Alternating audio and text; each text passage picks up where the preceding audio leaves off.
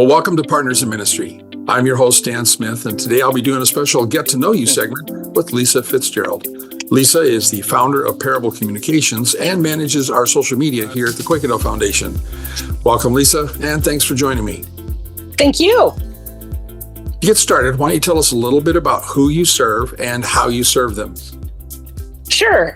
Parable Communications serves Christian ministries that are doing kingdom work.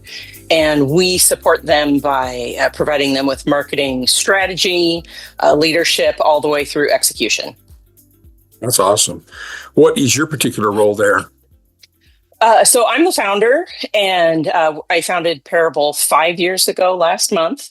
And it's just a joy to be able to work with these ministries doing kingdom work. As you look at your daily routine and things that happened over the last 5 years, what's brought you the greatest joy or sense of fulfillment? Marketing is a unique career in that we see success when others achieve their goals. And so for me, what brings me the most joy is hearing stories about how our clients are transforming lives. People are being changed and the kingdom is growing. Sure. Do you have a specific story you can share with us about when you saw God working through your ministry? I do. So one of my clients leads week-long teen camps over the summer. And I was thrilled one Thursday night to get a text from him saying that he had just led one young man to the Lord. And so a student who had been going to church his whole life, he'd been playing at Christianity, was just deeply convicted through the ministry of my client that he did not know the Lord. And so he came to Christ that night. And that's what it's all about.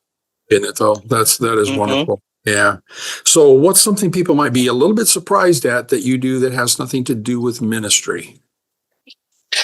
So my husband and I are on a quest to find the best pizza in Iowa. We've traveled all over, near and far, trying different kinds of pizza. And we've landed on a couple of favorites, but we're not done with our research yet. Wow, that sounds like a lifelong venture. Actually, it's a fun project. You might have to expand it to Chicago, New York, San Francisco. There's plenty of places for that. So, as you look at the people that have been in your life over the years, who's somebody that had a very meaningful impact on you, and what was it that they did? Sure. So I came to Christ later in life. I was 29 when I became a believer. And when we found a church home, everything was new to me. So the pastor of that church, Pastor Phil Winfield, pastor of Grace Church here in Des Moines, he taught me everything I know about from Christianity 101 on.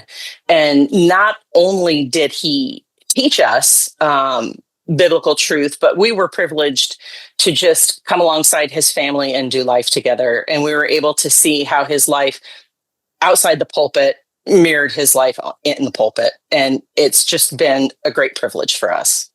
Awesome. So what is a little thing, a simple joy that just brightens up your day? They're named Anna and Sam. I have a 2-year-old granddaughter and a 9-month-old grandson, and everything they do is the cutest thing ever. They are awesome, aren't they? It's a lot of fun. Just their presence brings a joy. That is so cool. It is. And so many people say grandparenting is more fun than parenting. And I don't know that I agree with that, but I would say it's great joy watching your children be good parents. It is. Yeah. It does take a lot less energy to be a grandparent than it does a parent. I'm a lot more tired now than I was back then, too. Yeah, I hear about these grandmas and grandpas that are being parents in so many situations. I don't know how they do it, man. God bless them, because I don't think I could do it.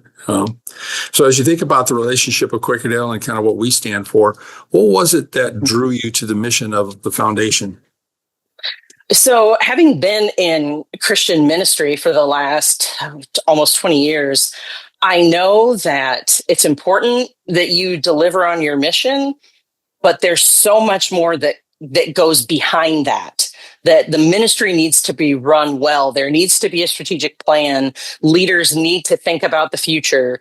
And the Quakerdale Foundation does not just simply dole out money.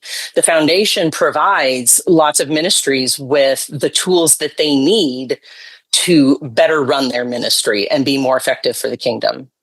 Sure. As you look at the next 5 years, where do you see the foundation and parable communications going together? How they're working together? There are so many small ministries doing important, effective work that either don't know how to market, don't have the time to market, don't understand how important it is. And, it would be just a pleasure and a privilege to come alongside some of those folks and be able to support them in a more comprehensive way. Sure. That's one of our mainstays in terms of why we exist and what we want to accomplish is collaboration. We don't want to do everything, but whatever needs to be done, we want to know who does that and how you can get a hold of them and get them going, because not everybody can afford a full-time social media manager, but having somebody like you that could do that part-time, that's Right. another story. Yeah. As a support network ourselves, what's one way that we can pray for you this week?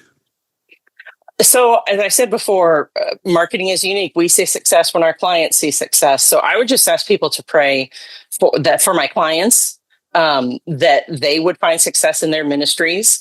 We're selective about who we work with, and we only work with ministries in whom we believe and where their mission deeply resonates with us.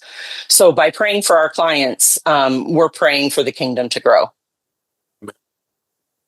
Lisa, thank you so much for joining me today. It's been great just to get to know you a little bit better. My pleasure. Thank you, Dan. Hey, if you've got any questions or if you'd like to learn more about parable communications, you can see Lisa's contact information here on the screen. You can also find it in the show notes for this episode on our website or in this YouTube description. If you got some time, consider sending Lisa a little email of encouragement. Let her know that you're thinking about her and praying for her. So on behalf of Parable Communications, Lisa Fitzgerald and Partners in Ministry, I want to thank you for joining us today. And until next time, let's get out there and serve as Christ serves.